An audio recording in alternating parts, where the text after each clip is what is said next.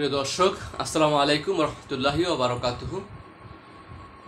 আপনাদের সকলকে শুভেচ্ছা ও স্বাগত জানাচ্ছি সাইফুস মোটিভেশন ইউটিউব চ্যানেলের পক্ষ থেকে। আজকের যে বিষয়টা সাদিক কায়ুম, মূলত সাদিক কায়ুমের ঢাবিতে যে পরিচিতিটা, সে যে এখন ভিপি হয়েছে, এই জন্য নাকি অনেকে স্তব্ধ হয়ে যায়। আমার প্রশ্নটা আপনাদের কাছে যে আপনারা কেন স্তব্ধ হয়ে যান, আপনারা কেন চমকে যান, আপনারা কেন স্তব্ধ হননি যে স্বৈরাচাররা কিভাবে দেশটাকে পরিচালিত করেছিল? তখন আপনারা কেন চমকে যান না যে এটা কিভাবে মানবতা হতে পারে? তাতে আপনাদের কোনো সমস্যা নেই। কিন্তু ঢাবিতে যখন সাদিক কায়ুম ভিপি হয় এবং অপরপক্ষ পরাজয় বরণ করে, শুধু তো পরাজয় না, পরাজয়ের একটা লেভেল আছে, ওভার দ্য লেভেল। কোথায় প্রায় 15,000 আর কোথায় প্রায় 5,000 ভোট, এতটা ডিফারেন্ট। 50 বছর স্বাধীনতার 50 বছরের পরে এমন একটা চমক হয়েছে, তাই না? এটা কিন্তু একদিনের ফল নয়, এটা দীর্ঘ বছরের ফল। একটা কথা মনে রাখবেন, জামাত শিবির আজকে যদি কোনো চারা রোপণ করে, এর ফল সে ভোগ করবে এমন কোনো চিন্তা ভাবনা, এমন কোনো অনুপ্রেরণা, এমন কোনো ইচ্ছা প্রয়াস তাদের মধ্যে থাকে না।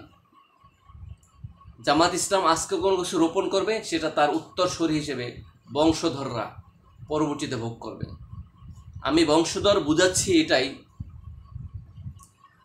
জামাতেরই অন্য কোনো পার্সন যারা আছে, অন্য কোনো নতুন প্রজন্ম যারা আসবে, তারাই ভোগ করবে।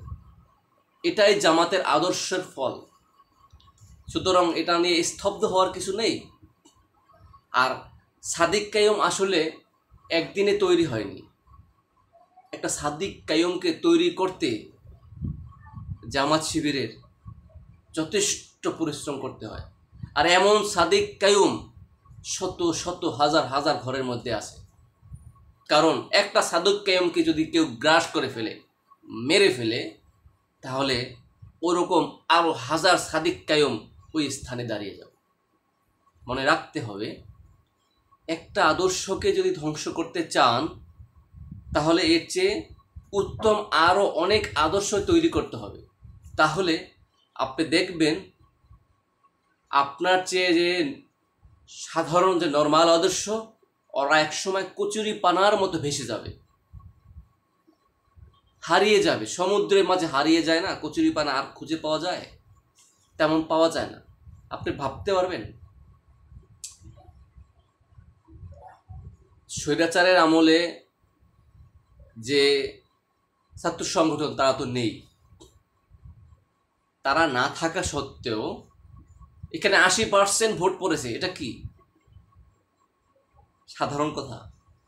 অনেক। এবং আমরা সবসময় সর্বোচ্চ টেকনোলজি ব্যবহার করি। সর্বোচ্চ টেকনোলজি ব্যবহার করতে হবে সুফলভাবে। এখানে এই হ্যাক করে ধ্বংস করে ফেলায়, এই যে এগুলো কি? আপনি যদি আপনার আদর্শটাকে ঠিক রাখতে পারেন, আপনি টেকনোলজি ব্যবহার করার সেখানে আপনি কেন বাধা সৃষ্টি করবেন? এতে কখনো কোনো সংগঠন উঠতে পারে না। বুঝতে হবে যে আসলে আদর্শভিত্তিক সংগঠন সবসময় আদর্শ নিয়ে মাথা উঁচু করে বেঁচে থাকে।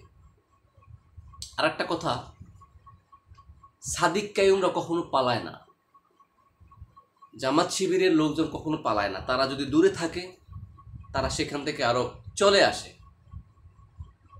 যদি কোনো বিদেশে থাকে, দেশে যদি কোনো গ্যাঞ্জাম সৃষ্টি হয়ে যায়, কিংবা দেশে যদি কোনো ফ্যাসাদ সৃষ্টি হয়ে যায়, তারা আত্মরক্ষার জন্য ওখানে থাকে না। কারণ সাদিক কায়ুমদের আদর্শ তো তেমন নয়। তারা বিদেশ থেকে পুনরায় চলে আসে গা বাঁচাতে, পালাতে। তারা বিদেশে থাকে না। সাদিক কায়ুমদের জন্ম পালানোর জন্য হয়নি,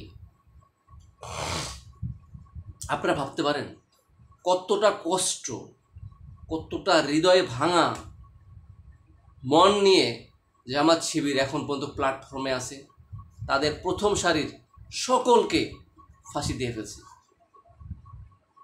এটা কল্পনা করা যায়? এটা কীভাবে হয়? প্রিয় ভিউয়ার্স, আপনারা লাইক, কমেন্টস এবং শেয়ার করে জানাবেন আমার কথাগুলো এবং আমার মতামতটি আপনাদের কাছে কেমন লাগেছে। ধন্যবাদ।